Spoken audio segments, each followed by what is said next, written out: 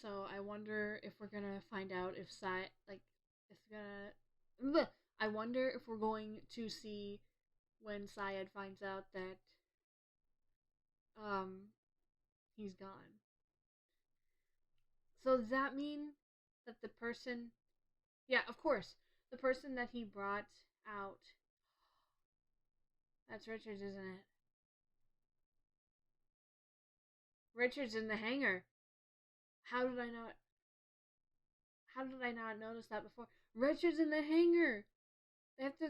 They have to go and rescue Richards from the hangar. Okay, so we only have 2 chapters left,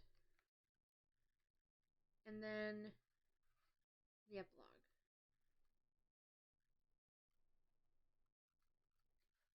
Okay, here we go. Chapter 65. Two of the sedans pulled into the hangar, and 3 more stopped just outside. All the doors opened at roughly the same time, and a dozen well-armed men fanned out, creating a barrier at the door, effectively sealing Ivanov off from his Spetsnaz escort. Ivanov looked at the commander with extreme disappointment. Mughniyah approached with a confident grin on his face. 4 of his bodyguards trailed a few paces back. Mikhail, welcome to Beirut. I would hardly call this a welcome. You will have to excuse all of this, but I am not in a good mood today. And why is that? Because I just found out that you have been scheming behind my back yet again. What are you talking about? You will notice that our Iraqi and Iranian friends are not here. Why? Syed asked, alarmed by the news. Because I found out that Mikhail had made a deal with them, didn't you, Mikhail? Ivanov tried to laugh the question away as if it was a harmless maneuver. Mughniyah turned his attention back to Syed and said, he set the ceiling at 5 million. The others were going to bow out and let him win. What did you do with them? Syed asked. For the moment, they are my guests. I will decide if I am going to kill them later. Ivanov clasped his hands together and laughed. Mughniyah was proving to be much smarter than he had given him credit for. Sorry. Sorry about that. You have outsmarted me, Ahmed. That does not happen very often. Would you like me to leave, or would you like to discuss business? Negotiate some terms, perhaps? I will negotiate nothing with you. I am going to name a price, and you are going to pay it. Really, Ivanov said. And what if I decide I don't like your price? Then we will have a big problem. Ivanov nodded as if he found the game amusing. Before we get to that, though, I need you to return all the money you took from our Swiss bank accounts. Money I took? Ivanov's eyes nearly bulged out of his head. I did no such thing. I think you did. As a matter of fact, I want my money back from you. Your money? Yes, my money. Ivanov's face was blazing red. The money that you took! You don't think I suspected you at once? You never liked Sharif. You did nothing but complain about his prices. You called him a rat and a traitor to the cause for charging his inflated prices. I did not kill Sharif, Mughniyah denied flatly. And why should I believe you? Because I am a man of honor, someone who fights for what he believes in, not a thief like you. Honor? This is beautiful. You, of all people, speak of honor. Ahmed Mughniyah, the hijacker of civilian airliners, the kidnapper of professors, the man who shells entire neighborhoods filled with women and children. You speak of honor? That is laughable. Ivanov literally spat the last word at his accuser. Pause. Is this the author's way of implying that Mughniyah did it? Ivanov saying that he's the hijacker of civilian airliners? That's not enough. Alright, Ivanov is prone to exaggerate, and so is Mughniyah. So I'm not taking that. It needs to be a person in the book explaining it, or the author himself. He's dead now, so whatever he said about it, he has to confirm this for me because. Okay, here we go. Sorry about that. Mughniyah reached for his gun, but the Spetsnaz commander beat him to the draw and pointed the barrel of his Markov pistol at the side of Mughniyah's head. All of a sudden, it appeared as if everyone had a gun. Slides were being racked and hammers cocked. Enough! Syed shouted. Your disdain for each other has blinded your judgment. And you are a fool! Mughniyah yelled. Syed approached him, and in a voice loud enough for only Mughniyah to hear, and you are broke. How are you going to pay all of your men next week and the week after that? Get control of your hot temper and let me handle this. Speaking to the group, he then said, Everyone, lower your weapons. He motioned with his hands and repeated himself 2 more times until finally all of the weapons were either holstered or pointed in a safe direction. I know that Imad did not steal the money, and I do not think that McHale did so either. How can you know? Mughniyah angrily asked. Tell me, why would he come here today if he had stolen our money? True. While Mughniyah pondered that question, Savette stepped forward. I can assure you that my boss had nothing to do with the stolen funds. I visited Herr Dorfman's boss in Hamburg last week. More than $50 million was stolen. It appears we were not the only targets. Chavetz wanted to get out of here with his life, so he quickly added, We are following several leads, including one that the money was stolen by an organized crime element out of Prague. And I can promise you, Ivanov added quickly, that when we find these people, we will get our money back, and we will punish the people who took it. Thank you, Syed said. Right now, we have something very important to negotiate. We have 3 Americans, John Cummins, who served 4 years in Moscow, and the last 4 in Damascus, another relatively young man by the name of Robert Richards, and the infamous Bill Sherman. Syed grabbed the file off the table and handed it to Ivanov, giving him a second to study the photo again. Now, how much would your government be willing to pay for these 3 men? Ivanov unconsciously licked his lips. A prize like Stan Hurley would virtually guarantee him the directorship. You're not getting Stan. And you're not getting Richards, because Stan and Mitch are going to show up guns blazing and kill all of yous. I think. Probably not. Pravakov was getting old and lacked the ruthless animal instinct that it took to run the SVR. He could control his interrogation and filter what information he passed on. The thought of keeping that asshole Hurley in the basement of one of his secure sites, like some exotic animal, was almost too much to take. He reminded himself that this was still a negotiation, and his funds were not unlimited. I am confident that my government would pay $5 million for these 3. That is not enough, Mughniyah complained, before anyone had a chance to absorb the offer. Thus started the back and forth, with Ivanov coming up $3 million in his price. They were stuck there for a few minutes, while Mughniyah kept saying that he would only accept an offer of $16 million. Ivanov, as well as Syed, tried to explain to him that the issues of the stolen money and the value of the American spies had nothing to do with each other. Ivanov raised his offer to 10 and was prepared to walk away when Mughniyah finally countered at 14. 30 seconds later, they had agreed on 12, and everyone breathed a sigh of relief. No one more so than Syed. They were only halfway done, though. Mughniyah wanted all the money in their possession before they would turn the men over, and Ivanov wasn't going to release a red cent until he laid eyes on Stan Hurley. Syed broke the stalemate by saying, You need to call Moscow, correct? Yes. Why don't I retrieve the prisoners? Good luck with that. They are not far from here. I can make the arrangements to have the money transferred, and when we get back, we can complete the transaction.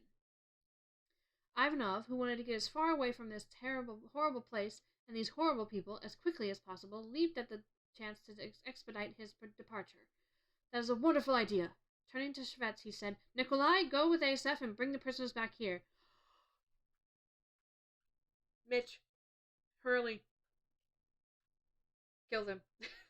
Sick 'em. The last thing Shvets wanted to do was leave the relative security of this hangar and drive into downtown Beirut. He considered asking if he could bring a few of the Spetsnaz with him, but he knew the request would be denied. As he followed Syed and his men to their car, he wondered how much longer he could continue to work for Ivanov. Okay, that was chapter 65. There's only 1 chapter left. Okay, they better wrap up everything with a nice bow. Okay, how many pages are left? Because this is ridiculous. Ridiculous. Absolutely ridiculous. Okay, so there is 3, 4, 5, 6, 7. There's 6 pages left. Alright?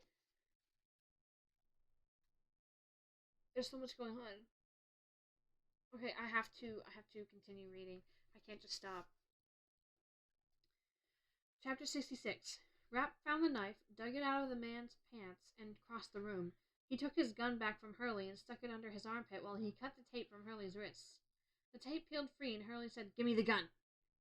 Rapp held out the knife. "Get your own." Hurley grumbled and took the knife. "There are 2 guys in the hallway." Rapp started dragging one of the bodies across the room and placed it by the wall by the door. "I'll open the door. You try to sound like Radhi. Yell for them to get in here and I'll pop 'em." Try to sound like Radhi. Oh no. When the bodies were piled out of sight, Rapp placed his hand on the door handle. Hurley stood behind him. Rapp nodded and yanked the door open. Hurley muttered something about a mess and ordered the 2 guards to get in there. Unfortunately, only one appeared. Rapp shot him in the back of the head while pulling the door open farther and swinging his left arm around, searching for the second man. The tip of the suppressor ended up less than a foot from the man's face. Rapp squeezed the trigger and shot him in the nose, pink mist exploding out into the hallway. Stepping over the body, he looked left and right. The hallway was empty. Rapp dragged the guard into the room. Hurley was already stripping the first guard of his pants, shirt, and boots. Rapp did the same with the second guard and told Hurley to grab the man's bandana. When Rapp found the radio, he asked Hurley, "Do you know where we are?" "No." "I think I might. What about Bobby and Cummins?" "Bobby should be here, but I think they took Cummins to the airport. They're trying to auction off our assets. We'll get Bobby in a second, but I need to call Ridley first." Rapp dialed in the right frequency and hit the transmit button, and all he got was static. "Bad reception down here," Hurley told him. "We'll have to get out of the basement." "All right." Rapp looked around the room. "I assume Bobby is naked too?" "Yeah, let's grab him some clothes." Rapp scavenged up a set while Hurley collected 2 ammo pouches with 8 extra AK-47 magazines.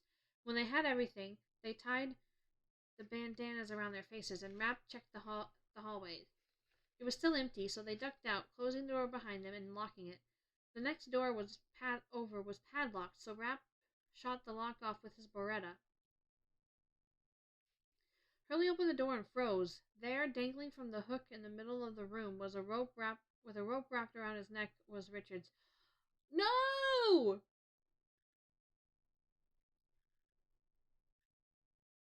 No! Why? Who did it? That's sad. Motherfuckers, was all Hurley could manage to say. Rapp considered checking for a pulse, but Richard's skin was chalk white. He'd been dead for hours. "Should we bring him with us?" "No." Hurley shook his head. "Yeah, that's just a lot of dead weight, and you guys... As much as it sucks, you have to leave him." "Richards, I liked you, buddy." Rapp closed the door to Richard's cell and told himself he would process it later. They ran down the back hallway, but when they got near the stairs, they heard some voices. Hurley started making hand gestures, but Rapp waved him off, pulling him back away from the stairs. Whispering in his ear, Rapp said, "I have an idea." Rapp handed him the 2-way radio. "Try Ridley again. Tell him I think we're at Martyrs Square. I'm going to run down to the front of the building and see if I can start a little something." Rapp started to move, but Hurley grabbed him. "What are you talking about?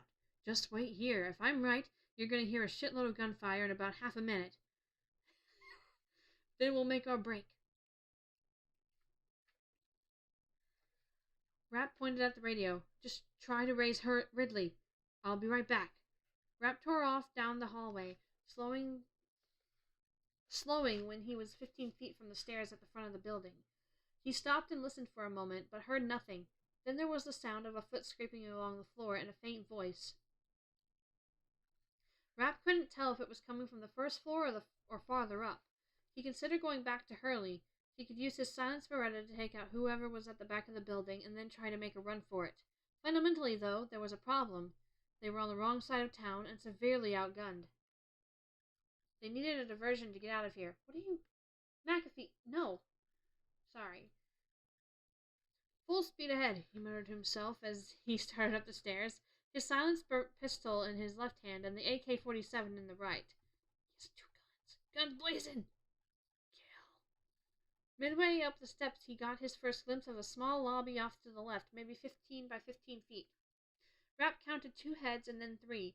The main entrance was sandbagged, as were the windows on each side, although they'd left 2 holes in the sandbags to fire from, exactly what Rapp was looking for. When he hit this landing, he noticed 2 more men lying on the floor. One was standing, looking out one hole in the sandbags, watching the street, and 2 more were sitting in folding chairs, playing a board game. Guns blazing! Kill 'em all. Rapp walked straight for the man who was on his feet. He kept his pace casual and started shaking his head as if he was going to tell them just how crappy things were downstairs. One of the men started bitching in Arabic. The best Rapp could figure was that the man was telling him he had another hour before he had to pull a watch in the toilet. Rapp laughed and then raised the suppressed Beretta. He had 18 shots to start with, and was down to 12.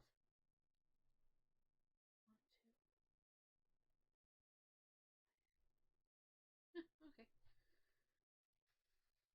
The guy who was standing got it first, a nice little shot from 10 feet right in the left eye. The 2 guys playing the board game, one got it in the back of the head and the other in his open mouth. Rapp never stopped moving. It was another nice thing Hurley had taught him. When you have the advantage, close with the enemy. He was no more than 8 feet away when he shot the 2 nappers.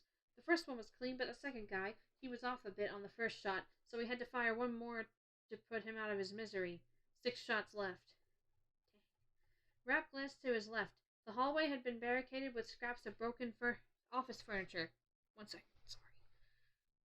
It's even worse when this chair is down low.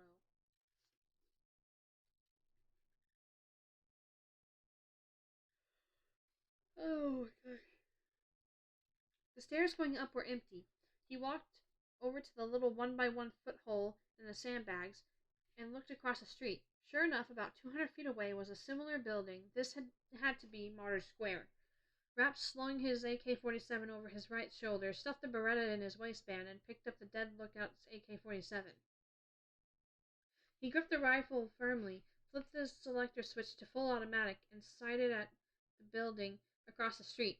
He didn't want to kill anyone over there, but he did want to make sure he got their attention. So he chose a position on the 2nd floor and let it rip. The bullet shredded the afternoon calm, thudding into the sandbags across the street, and then the building itself as it climbed. Rapp emptied the entire magazine and dropped the weapon. Without hesitating, he moved to the peephole on the other side of the front door and took aim with the other AK-47. This time, he sprayed the entire building down, firing in controlled bursts. 20 or so rounds into the magazine, the building across the street erupted in gunfire. Heck yes. Rapp hauled ass down the stairs as he heard bullets smacking into the building and gunfire being returned. Hurley was standing at the other end, waiting for him. What the hell did you just do? I gave the big F.U. to Washington and got us a little diversion. Rapp looked up the stairs. The men were gone. Come on, let's get the hell out of here. Heck yes. They climbed up the stairs, and when they reached the landing, a heavy-set guy in green fatigues came running down from the floor above and started ordering them to the upper floors to return fire. Hurley pointed out the back door with his rifle, and when the man looked in that direction, he deftly stuck a knife through his carotid artery. What's a carotid artery? Am I just dumb? Blood came cascading out, pulsating through his fingers. Hurley followed Rapp out the back door just as the sedan skidded to a stop between 2 piles of rubble. The 2 men in the front seat jumped out of the car, yelling and asking what was going on. Rapp couldn't hear them over the gunfire, and since they weren't pointing a gun at him, he wasn't in any rush to kill them. Kill them! It's Syed! Kill him! All he wanted was their car. 2 more medics exited the rear of the car, one Caucasian and the other Middle Eastern. Both looked vaguely familiar, which made Rapp think he'd seen them in some of the photos Ridley had shown him. No, some of them probably captured you, right? No, no. Okay, yeah, they were in the pictures because. Okay, yeah, never mind. I'm dumb. Hurley said, "Merry fucking Christmas," and then shot the two men in front. Rapp raised the Beretta and took aim at the fair-skinned guy on the left. Hurley yelled, "Don't kill the little commie! Crack him over the head and stuff him in the trunk. I've got the other one." Rapp and Hurley rushed the two men, their weapons leveled. Hurley swung the butt end of his rifle and cracked Syed across the temple. As the Syrian dropped to his knees, Hurley said, "Syed, old buddy, I can't wait to play 20 questions with you." Yes! Oh my gosh, it's so good. Okay, that's better. That is better than him dying, than Syed dying. That is so much better, and I'm so glad Hurley didn't die. So much foreshadowing to Hurley dying, and I love that. I love when it's like, oh my gosh, this guy might die, this guy might die, and then he doesn't die. Of course, there's still the epilogue, but let's be real here. Who kills a character in the epilogue? Maybe Vince Vaughn will be the first. Anyway, so I'm gonna save the epilogue for an extra video because I want to give my final thoughts on this, and this is a 20-minute long video as it is. So I hope you guys enjoyed American Assassin. I sure as heck did. I gotta say I'm more comfortable with reading curse words in this sense than normal, and fuck ready. Okay, I'm done. I'm gonna take notes on the chapters I just read, which is 6, and then I'm going to think about those chapters, and then I'm gonna come back and read the epilogue and give my final thoughts.